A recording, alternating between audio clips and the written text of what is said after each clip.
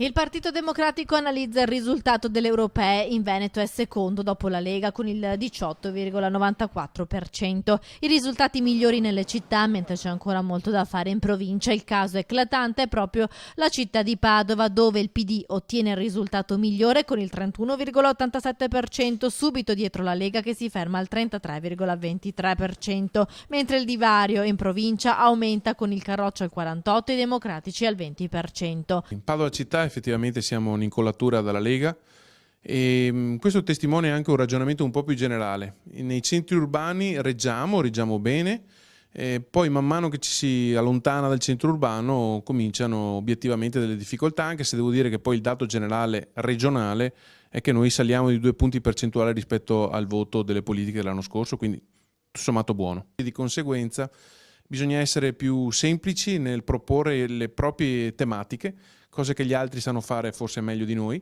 e quindi di conseguenza anche riallacciare un rapporto stretto con i cittadini che in qualche misura noi qualche volta perdiamo. Però vorrei vedere il mezzo bicchiere pieno e sta tutto nel fatto che siamo il secondo partito del Veneto, che il Movimento 5 Stelle è di fatto scomparso e che quindi l'unica alternativa, se non si pensa che il modo di amministrare corretto sia quello che mette in campo la Lega, sia solo quello che sa rappresentare il Partito Democratico. Nella circoscrizione Italia nord-orientale il Partito Democratico elegge a Bruxelles 4 candidati: Carlo Calenda, Paolo De Castro, Elisabetta Gualmini e Alessandra Moretti. Pienone di voti per Calenda, che con quasi 275.000 preferenze risulta il secondo capolista più votato. Addirittura a Padova ottiene quasi 2.000 preferenze in più di Matteo Salvini.